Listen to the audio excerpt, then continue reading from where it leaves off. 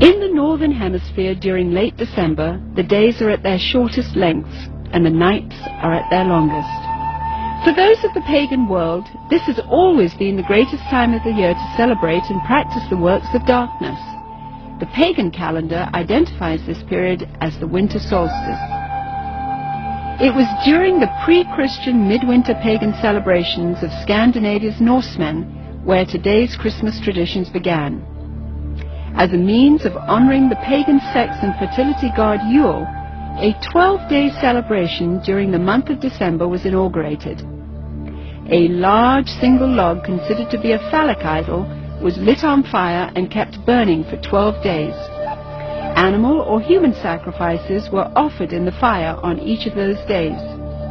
Wild, delirious reveling accompanied the daily sacrifices as drunken participants defiantly strove to make contact with spirits. 1,000 miles away in pre-Christian Rome, celebrants were paying homage to their own gods during the winter solstice. Witchcraft traditions hold that a number of pagan gods were given birth during this period, including Dionysus, Attis, and Baal, chief male god of fertility and licentiousness. Another pagan god from Persia, identified as Mithra, was said to have been born specifically on December 25th. Mithra was the god of the unconquerable sun, the god of the light between heaven and earth, worshipped at that time by an influential Roman cult. His birth symbolized an end to the long nights and a return to the dominance of the sun. During the month-long winter solstice celebration, courts in Rome were closed. Any and all crimes were allowed. Homosexuality, cross-dressing, and uncontrolled debauchery reigned supreme. Rome's order was turned upside down. Even children were allowed to join in the drunken orgies as part of the Juvenalia celebration. By 270 AD, the Roman Emperor Aurelian had made it official, setting aside a 7-day period from December the 17th through the 24th, culminating in an exchange of gifts on December the 25th to celebrate the birth of the sun god. This Roman orgy to end all orgies later became known as Saturnalia, in honor of the god Saturn, the god of excess. Roman soldiers invading Britain brought with them their pagan orgiastic traditions. Upon taking root in England, Saturnalia became known as the Festival of Fools, reigned over by the Lord of Misrule. By the 4th century, the influential government-sanctioned Church of Rome, unable to outlaw the growing number of pagan practices, chose instead to adopt them into their so-called official Christianity.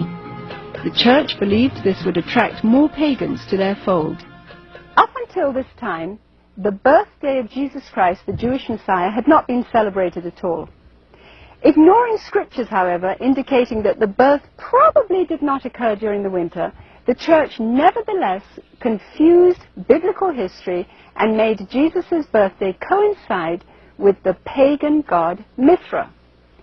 The birth date of the sun god had now become the birth date of the Son of God.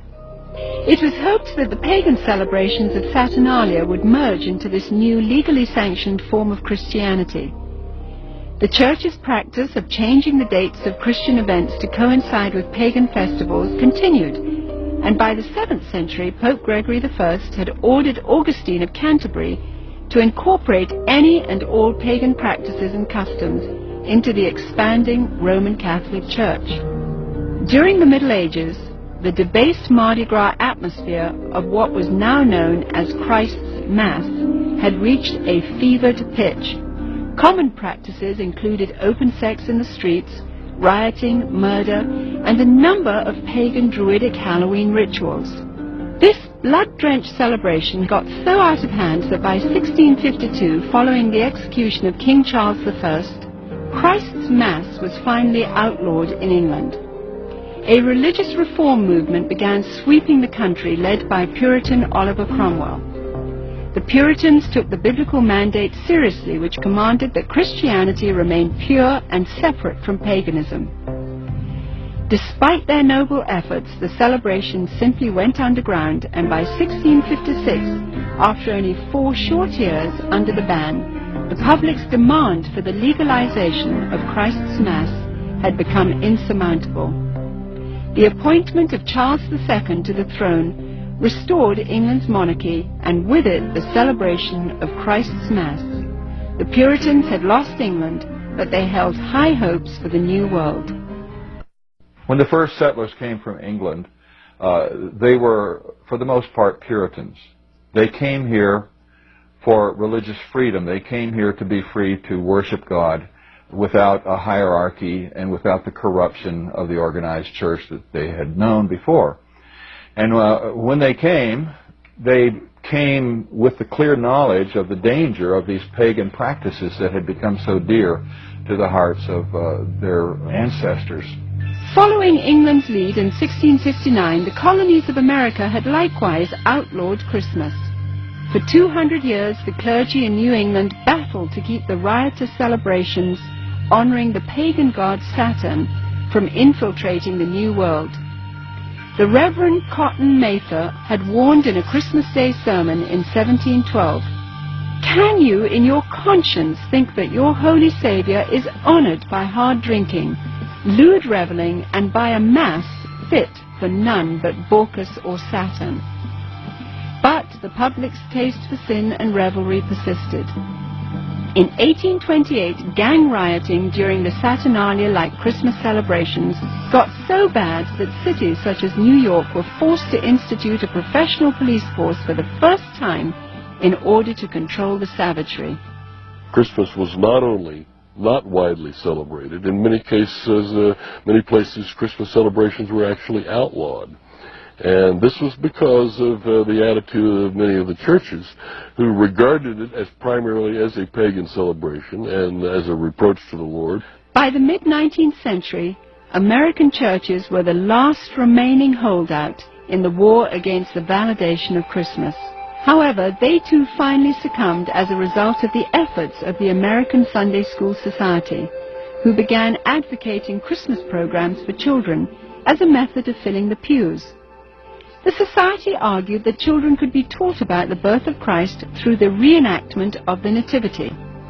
They also offered candy and treats to the children as a means of enticing families into accepting the holiday, despite its notorious history and blatantly pagan roots.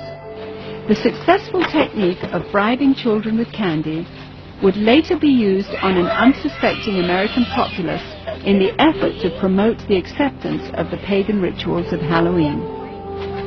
However, it was the work of England's most popular writer, Charles Dickens, whose ghostly 1843 book, A Christmas Carol, cemented the Christmas holiday in the hearts of Americans forever. Dickens' well-loved story made the pagan Christmas feasts, shining trees, glittering shops, and family warmth irresistible to those wanting to experience the holiday. Coming to America in 1867 to promote his work, Charles Dickens packed theaters as he read his story to cheering audiences around the country. A Christmas Carol gripped America and destroyed any final attempt to stop the evolution of Christmas. By 1875, the Puritans had been beaten, and by 1890, all American states had voted to make Christmas a legal holiday. Wonderland, winter wonderland, wonderland.